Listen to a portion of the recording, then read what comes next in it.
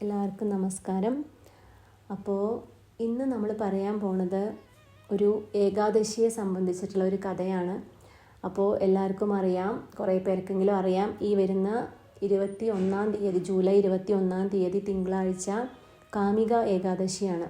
അപ്പോൾ കാമിക ഏകാദശി എന്ന് പറയുമ്പോൾ അതിന് പാപമോചന ഏകാദശി എന്നുള്ളൊരു പേരും കൂടി ഉണ്ട്. ഏകാദശിയുടെ മാഹാത്മ്യം എല്ലാവർക്കും അറിയാം. അന്നത്തെ ദിവസം നമ്മൾ ഭഗവാനെ പ്രാർത്ഥിക്കുക, ഭഗവാന് വേണ്ടി നമ്മൾ നാമം ചൊല്ലുക, നമ്മൾ അതിനു വേണ്ടി നമ്മൾ ഒരിക്കലെടുക്കുക, അങ്ങനെയൊക്കെ നമ്മൾ ചെയ്യണ സമയത്ത്, അല്ലെങ്കിൽ ഉപവാസം എടുക്കുകയൊക്കെ ചെയ്യുന്ന സമയത്ത് നമ്മുടെ ജീവിതത്തിലെ എല്ലാ പാപങ്ങളും നീങ്ങി നമുക്ക് പുണ്യം കിട്ടുന്നതും അതുപോലെ മോക്ഷത്തിലേക്കുള്ള ഒരു വഴിയും കൂടി ഭഗവാൻ നമുക്ക് കാണിച്ചു തരികയാണ്. അപ്പോൾ ഈ ഒരു ഏകാദശിയുടെ പ്രത്യേകത എന്ന് പറഞ്ഞാൽ അത്രയും തന്നെ നമ്മുടെ ജീവിതത്തിൽ നമുക്ക് പാപങ്ങൾ ചെയ്യാത്തവരായിട്ട് ആരും തന്നെ ഉണ്ടാവില്ല അല്ലേ. അപ്പോൾ ആ പാപങ്ങളെയൊക്കെ നമുക്ക് എളുപ്പ വഴിയിലൂടെ നമുക്ക് നീക്കിയെടുക്കാൻ പറ്റുന്ന ഒരു ഏകാദശിയാണ് ഈ വരുന്ന തിങ്കളാഴ്ച വരുന്നത്. അപ്പോൾ നമുക്ക് ഭഗവാനെ നമുക്ക് പ്രാർത്ഥിക്കാം, നമുക്ക് ഭഗവാന് വേണ്ടി നാമം ചൊല്ലാം. അതുപോലെ നമുക്ക് നമ്മുടെ ആരോഗ്യസ്ഥിതിക്കനുസരിച്ച് നമുക്ക് എങ്ങനെയാണോ നമുക്ക് ഏകാദശി എടുക്കാൻ താല്പര്യം അതിനനുസരിച്ച് നമുക്ക് എടുക്കാം. നമുക്ക് ഉപവാസം എടുക്കണമെന്ന് നിർബന്ധമില്ല. നമ്മുടെ ശരീരം ശുദ്ധമാകുന്നത് പോലെ തന്നെ നമ്മുടെ മനസ്സും നമ്മൾ ശുദ്ധമാവണം. എന്നാൽ മാത്രമേ നമ്മൾ ഏകാദശി എടുക്കുന്നത് കൊണ്ട് നമുക്കൊരു ഫലം നമുക്ക് കിട്ടുള്ളൂ. നമ്മൾ എല്ലാ വ്രതങ്ങളും നമ്മൾ അനുഷ്ഠിച്ചു, അല്ലെങ്കിൽ നമ്മൾ ഭക്ഷണം കഴിക്കാതിരുന്നു, പക്ഷേ നമ്മുടെ മനസ്സിൽ മുഴുവന് ഓരോ വേണ്ടാത്ത ചിന്തകളാണെങ്കിലും നമ്മൾ ഏകാദശി എടുക്കുന്നത് കൊണ്ട് നമുക്ക് യാതൊരു ഗുണങ്ങളും നമുക്ക് കിട്ടില്ല. അപ്പോൾ നമ്മുടെ മനസ്സും നമ്മുടെ ആത്മാവും നമ്മുടെ ശരീരവും ഒക്കെ ഒരുപോലെ ശുദ്ധമായിരുന്നാൽ മാത്രമേ നമുക്ക് ആ ഒരു ഏകാദശിയുടെ ഫലം നമുക്ക് കിട്ടുള്ളൂ. അപ്പോൾ നമ്മുടെ ജനനം മുതൽക്ക് നമ്മൾ ഇപ്പോൾ ഇരിക്കുന്നത് വരെയുള്ള അങ്ങനെയുള്ള പാപങ്ങളൊക്കെ നീങ്ങാൻ വേണ്ടി നമ്മളെ സഹായിക്കും ഈ ഏകാദശി. അപ്പോൾ അന്നത്തെ ദിവസം നമുക്ക് ഭഗവാന് തുളസി ഇല നമുക്ക് സമർപ്പിക്കാം. കാരണം ഭഗവാന് ഏറ്റവും പ്രധാനപ്പെട്ടത് തുളസി ഇല സമർപ്പണമാണ്. അപ്പോൾ നമുക്കത് ചെയ്യാം. അങ്ങനെ നമുക്ക് എന്താണോ ഭഗവാന് വേണ്ടി ചെയ്യാൻ പറ്റുക അതൊക്കെ നമുക്ക് ചെയ്യാം. അപ്പോൾ നമുക്ക് ഈ ഒരു ദിവസം നമുക്ക് ഭഗവാൻ അല്ലെങ്കിൽ ആ ഒരു ഏകാദശി ഏകാദശിയെക്കുറിച്ചിട്ടുള്ള ഒരു കഥ, അതായത് അംബരീക്ഷ മഹാരാജാവിൻ്റെ ഒരു കഥ, ആ ഒരു ഏകാദശി മഹാത്മ്യത്തിൻ്റെ ആ ഒരു ഫലം, അല്ലെങ്കിൽ അതിൻ്റെ എന്താണ് അത് എടുക്കുന്നതിലൂടെ ആ രാജാവിന് കിട്ടിയത് എന്നുള്ള ഒരു കഥ നമുക്ക് കേൾക്കാം. വൈവസ്വത മനുവിൻ്റെ കുലത്തിൽ ജനിച്ചിട്ടുള്ള വളരെയധികം പ്രജാക്ഷേമ തൽപരനായിട്ടുള്ള, അതായത് പ്രജകളുടെ താല്പര്യത്തിന് വേണ്ടി മാത്രം ജീവിച്ചിരുന്ന അത്രയും മഹാനായിട്ടുള്ള ഒരു രാജാവായിരുന്നു അംബരീക്ഷൻ. അപ്പോൾ അദ്ദേഹം ആണെങ്കിൽ എല്ലാം ഭഗവാനിൽ നാരായണനിൽ സമർപ്പിച്ചിട്ടാണ് അദ്ദേഹം ജീവിച്ചിരുന്നത്. അദ്ദേഹം ഒരിക്കലും സമ്പത്തിലോ അല്ലെങ്കിൽ അധികാരത്തിലോ ഒന്നും അദ്ദേഹത്തിനൊരു ഭ്രമം ബാധിച്ച ഒരാളായിരുന്നില്ല. അത്രയും തന്നെ ഭഗവാനെ പ്രാർത്ഥിക്കുന്നത് കൊണ്ട് തന്നെ, അല്ലെങ്കിൽ ഭഗവാന് വേണ്ടി ആ ഒരു സമർപ്പണ മനോഭാവത്തോടെ എല്ലാം ചെയ്യുന്ന ഒരാളായിരുന്നു ഈ അംബരീക്ഷ മഹാരാജാവ്. അപ്പോൾ അതുകൊണ്ട് തന്നെ അവിടുത്തെ എല്ലാ പ്രജകൾക്കും അദ്ദേഹത്തിനെ ഒരുപാട് ബഹുമാനമായിരുന്നു, അതുപോലെ അദ്ദേഹത്തിന് ഒരുപാട് സ്നേഹവുമായിരുന്നു. അപ്പോൾ ഒരു ദിവസം അദ്ദേഹം യമുനാ നദിയുടെ തീരത്ത് വെച്ചിട്ട് അതിബൃഹത്തായിട്ടുള്ള ഒരു നാരായണ പൂജ അദ്ദേഹം ചെയ്യാണ്. അപ്പോൾ ഒരുപാട് കഠിനമായ വിധികളോടെ അദ്ദേഹം ഏകാദശി പൂജ അവിടെ അനുഷ്ഠിക്കുകയാണ്. അതാണ് അദ്ദേഹം ചെയ്തത് അവിടെ. അപ്പോൾ അംബരീക്ഷൻ്റെ ഈ ഒരു അതിതീക്ഷ്ണമായിട്ടുള്ള വ്രതമാണ് അനുഷ്ഠിക്കണത്. അപ്പോൾ അത് കണ്ടിട്ട് ഇന്ദ്രദേവന് ഭയങ്കര ഭയമാവും. അതായത് അദ്ദേഹത്തിൻ്റെ ആ ദേവപദം അദ്ദേഹത്തിന് നഷ്ടപ്പെടുമെന്ന് അദ്ദേഹത്തിന് ഭയങ്കര ഭയമാവും. അപ്പോൾ അദ്ദേഹം ദുർവാസാവ് മഹർഷിയുടെ അടുത്തേക്ക് പോയിട്ട് കാര്യങ്ങളൊക്കെ പറഞ്ഞിട്ട് ദുർവാസാവ് മഹർഷിയെ അംബരീക്ഷ മഹാരാജാവിൻ്റെ അടുത്തേക്ക് പറഞ്ഞുവിടാണ്. അപ്പോൾ ഈ ദുർവാസാവ് മഹർഷിക്ക് ഭഗവാൻ പരമശിവനിൽ നിന്ന് ഒരു വരം കിട്ടിയിട്ടുണ്ട്. അപ്പോൾ എന്തായിരുന്നു വരം എന്ന് വെച്ചാൽ, ദുർവാസാവ് മഹർഷി ആരോട് ചെന്നിട്ട് എതിരിടുകയാണെങ്കിലും ആ എതിരിടുന്ന ആളുടെ, അതായത് ആ ശത്രുവിൻ്റെ ഓപ്പോസിറ്റ് നിൽക്കുന്ന ആളുടെ പുണ്യത്തിൻ്റെയും അവരുടെ തപസ്സിൻ്റെയൊക്കെ പാതി അദ്ദേഹത്തിന് ലഭിക്കുന്നതായിരുന്നു ആ വരം. അപ്പോൾ അംബരീക്ഷൻ്റെ അരികിൽ ദുർവാസാവ് മഹർഷി അങ്ങനെ എത്തുകയാണ്. അപ്പോൾ ഈ ദുർവാസാവ് മഹർഷിയുടെ ഉള്ളിൽ എന്താണെന്ന് വെച്ചാൽ, അംബരീക്ഷൻ ഒരുപാട് ഭഗവാനെ പൂജിക്കുന്ന ആളാണ്. ഭഗവാനെ അത്രയും തന്നെ ആ ഭഗവാനിൽ സമർപ്പണം നടത്തി ജീവിക്കുന്ന ഒരാളാണ്. അപ്പം അദ്ദേഹത്തിൻ്റെ ആ തപസ്സിൻ്റെയും അദ്ദേഹത്തിൻ്റെ പുണ്യത്തിൻ്റെയൊക്കെ പാതി നേടാന്നുള്ള ഉദ്ദേശത്തോടെയാണ് ദുർവാസാവ് മഹർഷി അവിടെ എത്തണത്.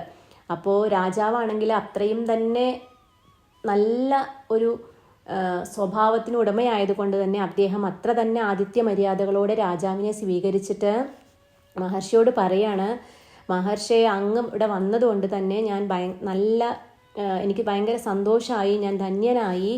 അപ്പോൾ ഞാനിപ്പോൾ എന്താണെന്ന് വെച്ച് കഴിഞ്ഞാൽ ഏകാദശി വ്രതം ഞാൻ അനുഷ്ഠിക്കുകയാണ്. അപ്പോൾ വ്രതത്തിൻ്റെ അന്ത്യം സമയം, അതായത് വ്രതം കഴിയാറായി. അപ്പോൾ അതുകൊണ്ട് എനിക്ക് പാരണ ചെയ്യണ സമയത്തേക്കാണ് അങ്ങ് എത്തിയിട്ടുള്ളത്. പാരണ വീട്ടുക എന്ന് പറഞ്ഞാൽ ഏകാദശി വ്രതം നമ്മൾ അവസാനിപ്പിക്കുന്ന സമയം. അപ്പോൾ തുളസി ആ തീർത്ഥം കുടിച്ച് വ്രതം നമ്മൾ അവസാനിപ്പിക്കും. അപ്പോൾ ആ സമയത്താണ് അങ്ങ് വന്നിരിക്കുന്നത്. അപ്പോൾ അങ്ങ് ദയവായിട്ട് പുണ്യനദിയായിട്ടുള്ള യമുനയിൽ പോയിട്ട് സ്നാനം ചെയ്ത് അങ്ങ് തിരിച്ചു വരൂ എന്ന് പറയാണ്. അപ്പോൾ മഹർഷി എന്ത് ചെയ്യുന്നു വെച്ച് കഴിഞ്ഞാൽ, ഞാൻ സ്നാനം ചെയ്തിട്ട് ഞാൻ പെട്ടെന്ന് തന്നെ വരാമെന്ന് പറഞ്ഞ് അദ്ദേഹം യമുനയുടെ തീരത്തേക്ക് പോവും. പക്ഷെ കുറേ സമയം കഴിഞ്ഞ് അംബരീക്ഷ മഹാരാജാവ് ഇങ്ങനെ കാത്തിരിക്കുകയാണ്. പക്ഷേ മഹർഷി അവിടെ നിന്ന് തിരിച്ചു വരുന്നേയില്ല.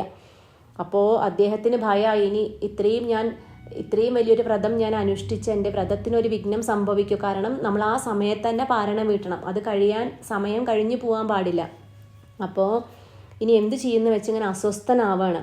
അപ്പോൾ അദ്ദേഹം അങ്ങനെ ആത്മാർത്ഥമായിട്ട് ഭഗവാനോട് പ്രാർത്ഥിക്കുമ്പോൾ, ഭഗവാന്റെ ഏറ്റവും വലിയ പ്രത്യേകത എന്ന് പറഞ്ഞാൽ ഭക്തൻ ആത്മാർത്ഥമായി പ്രാർത്ഥിക്കുമ്പോൾ ഭഗവാൻ അത് കേട്ടിരിക്കാൻ പറ്റില്ല അധിക സമയം അല്ലേ. അപ്പോൾ അംബരീക്ഷ മഹാരാജാവ് അങ്ങനെ ഭഗവാനെ ആത്മാർത്ഥമായിട്ട് ഇങ്ങനെ പ്രാർത്ഥിക്കുകയാണ്. അപ്പോൾ കുറേ സമയം ഭഗവാൻ ഇതിങ്ങനെ കേട്ടിരിക്കാനാവില്ല. അപ്പോൾ ഭഗവാൻ എന്ത് ചെയ്യുന്നു വെച്ചാൽ ഒരു ബ്രാഹ്മണ വേഷത്തിൽ രാജാവിൻ്റെ അടുത്തേക്ക് വരികയാണ്. അപ്പോൾ രാജാവിനെ എന്നിട്ട് സമാധാനിപ്പിക്കും. എന്നിട്ട് പറയും, ഞാൻ കുറച്ച് തീർത്ഥം തരാം, അപ്പോൾ ആ തീർത്ഥം കഴിച്ചാൽ വ്രതം പൂർത്തിയാവും, എന്നാൽ വേറെ ദോഷങ്ങളൊന്നും ഉണ്ടാവില്ല എന്ന് ഉറപ്പ് കൊടുക്കുകയാണ്. അങ്ങനെ അപ്പോൾ അംബരീക്ഷ മഹാരാജാവ് അദ്ദേഹത്തിൻ്റെ മുന്നിൽ നിൽക്കുന്ന ഈ ബ്രാഹ്മണൻ ഭഗവാനാണ് എന്ന് ഉറപ്പിച്ച് വിശ്വസിച്ചുകൊണ്ട്, ഭഗവാനിൽ അത്രയ്ക്ക് വിശ്വാസമാണല്ലോ, അപ്പോൾ ഉറപ്പിച്ച് വിശ്വസിച്ചുകൊണ്ട് അദ്ദേഹം തുളസിയുടെ ആ ഇലയിൽ കൊള്ളണ തീർത്ഥം അദ്ദേഹം പാനം ചെയ്യും. എന്നിട്ട് അദ്ദേഹത്തിൻ്റെ വ്രതം അവസാനിപ്പിക്കും. അപ്പോൾ രാജാവ് വ്രതം അവസാനിപ്പിച്ചപ്പോഴേക്കന്നെ എന്താണ്, ആ ദുർവാസാവ് മഹർഷി അവിടുന്ന് തിരിച്ചെത്തി. അദ്ദേഹത്തിന് ഭയങ്കര കോപം വന്നു. ദുർവാസാവ് മഹർഷി അങ്ങനെയാണല്ലേ, ഭയങ്കര കോപാകുലനാവും. അപ്പോൾ അദ്ദേഹത്തിന് ഭയങ്കര കോപം വന്നു. അദ്ദേഹം ശപിക്കാൻ ഒരുങ്ങാണ്. അപ്പോൾ രാജാവ് ഭയങ്കര വിനയമായിട്ട് കാര്യങ്ങളൊക്കെ അവതരിപ്പിക്കാൻ നോക്കുന്നുണ്ട്. പക്ഷേ ദുർവാസാവ് കോപം മൂത്തപ്പോൾ കോപത്തിൽ അന്ധനായി. അപ്പോൾ അദ്ദേഹത്തിന് ഈ രാജാവ് പറയണതൊന്നും കേൾക്കാൻ പറ്റുന്നില്ല. നമ്മൾ മനുഷ്യന്മാരുടെയൊക്കെ സ്ഥിതി അതുതന്നെയാണ്. നമുക്ക് ദേഷ്യം, അതാണ് നമ്മുടെ എല്ലാ ഇന്ദ്രിയങ്ങളെയും നമ്മൾ നിയന്ത്രിക്കണം എന്ന് പറയണത് അല്ലേ. കാരണം നമുക്ക് ഒരു നിമിഷത്തിൽ നമ്മൾ ദേഷ്യം വരുന്ന സമയത്ത് നമ്മൾ എന്തൊക്കെ പറയും, നമ്മൾ എന്തൊക്കെ പ്രവർത്തിക്കും, അതൊന്നും നമുക്കറിയില്ല. അതുപോലെ ദുർവാസാവ് മഹർഷി രാജാവ് പറയേണ്ടതൊന്നും കേൾക്കണില്ല. അദ്ദേഹത്തിൻ്റെ ശിരസിൽ നിന്ന് ഒരു കൃതികയെ സൃഷ്ടിക്കുകയാണ്. അപ്പോൾ അങ്ങനെ ആ കൃതിക അംബരീക്ഷനെ വധിക്കാൻ വേണ്ടി പാഞ്ഞിങ്ങനെ വരികയാണ്.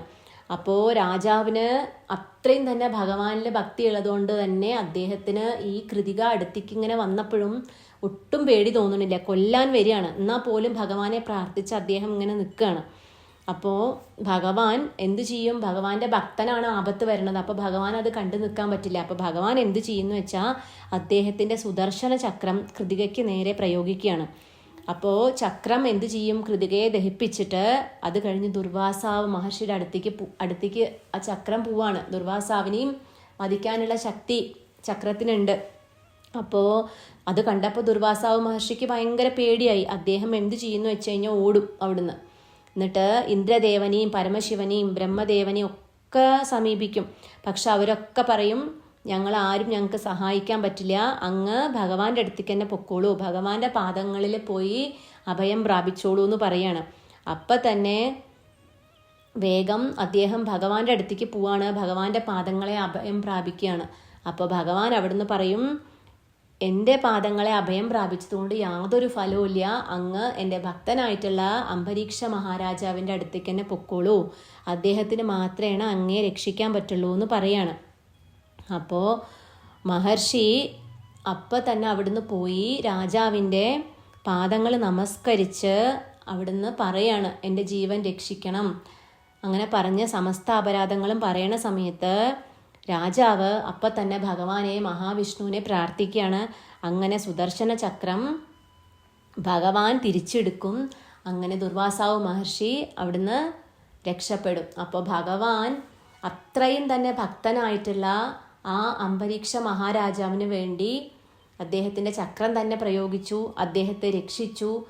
അതുപോലെ തന്നെ എല്ലാ ഭക്തന്മാരും, ഭഗവാനെ സ്നേഹിക്കുന്ന എല്ലാ ഭക്തന്മാർക്കും ഭഗവാന്റെ ഒരു സപ്പോർട്ട് അല്ലെങ്കിൽ ഭഗവാന്റെ ഒരു സുരക്ഷ എപ്പോഴും അവരുടെ കൂടെ ഭഗവാൻ ഉണ്ടാവും. ഭഗവാനെ ആത്മാർത്ഥമായി നമ്മൾ പ്രാർത്ഥിക്കുകയാണെങ്കിൽ, ഭഗവാന്റെ അല്ലെങ്കിൽ നമ്മുടെ ഒരു സമർപ്പണം നമ്മൾ ഭഗവാന് കൊടുക്കുകയാണെങ്കിൽ, തീർച്ചയായിട്ടും ഭഗവാൻ നമ്മുടെ ജീവിതത്തിൽ ഒരു കഷ്ടം സമയം അല്ലെങ്കിൽ നമുക്കൊരു ബുദ്ധിമുട്ട് വരുന്ന സമയത്ത് തീർച്ചയായിട്ടും ഭഗവാൻ ഏതെങ്കിലും ഒരു രൂപത്തിൽ അല്ലെങ്കിൽ ഏതെങ്കിലും ഒരു ഭാവത്തിൽ അല്ലെങ്കിൽ ഏതെങ്കിലും ആളുകളിലൂടെ നമുക്ക് ആ സഹായം നമുക്ക് നമ്മുടെ ജീവിതത്തിൽ ലഭ്യമാകും എന്നുള്ളത് ഉറപ്പുള്ള കാര്യമാണ്.